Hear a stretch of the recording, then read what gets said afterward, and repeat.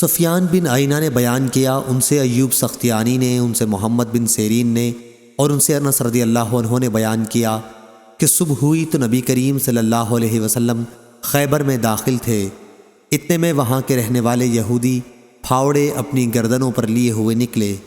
جب آن حضرت صلی اللہ علیہ وسلم کو مائے آپ کے لشکر کے دیکھا تو چلا اٹھے کہ یہ محمد لشکر کے ساتھ آ گئے، محمد لشکر کے ساتھ، محمد لشکر کے ساتھ صلی اللہ علیہ وسلم۔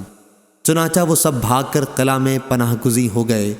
اس وقت نبی کریم صلی اللہ علیہ وسلم نے اپنے ہاتھ اٹھائے اور نعرہ تکبیر بلند فرمایا۔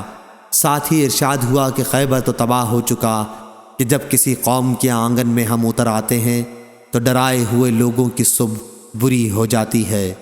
اور انس رضی اللہ عنہ نے بیان کیا کہ ہم کو گدھے مل گئے اور ہم نے انہیں ذبح کر کے پکانا شروع کر دیا کہ نبی کریم صلی اللہ علیہ وسلم کے منادی نے پکارا کہ اللہ اور اس کے رسول صلی اللہ علیہ وسلم تمہیں گدھے کے گوشت سے منع کرتے ہیں۔ چنانچہ ہانڈیوں میں جو کچھ تھا سب الٹ دیا گیا۔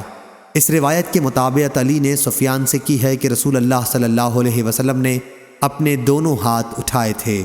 صحیح بخاری حدیث نمبر 2991۔